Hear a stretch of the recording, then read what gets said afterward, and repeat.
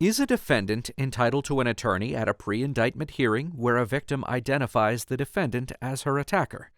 The United States Supreme Court considered this question in Moore v. Illinois.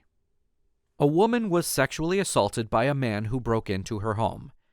The attacker was a stranger, but the victim was able to briefly see his face and thought he resembled a man who made rude comments to her in a bar the previous night.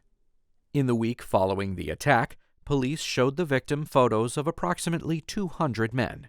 She chose several that resembled her attacker, including a photo of James Moore. Evidence found at the victim's apartment also implicated Moore.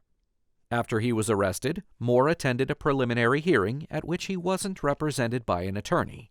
The victim, accompanied by a police officer, attended the hearing. The officer had the victim sign a complaint naming Moore as her attacker and told her she was going to view a suspect and, if possible, she should identify him. The victim waited in the courtroom until Moore's case was called. He was led before the bench, where the judge told him he was charged with rape. The judge then called the victim to the bench.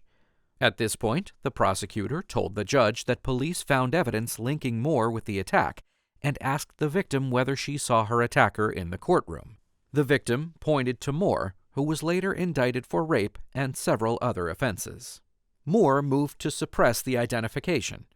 The trial court denied the motion, reasoning that the prosecution demonstrated an independent basis for the identification.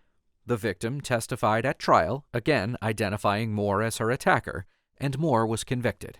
The state Supreme Court affirmed, and Moore filed a federal habeas petition, arguing that the admission of the victim's identification testimony violated his right to counsel. The district court denied the writ, the Seventh Circuit affirmed, and the United States Supreme Court granted cert.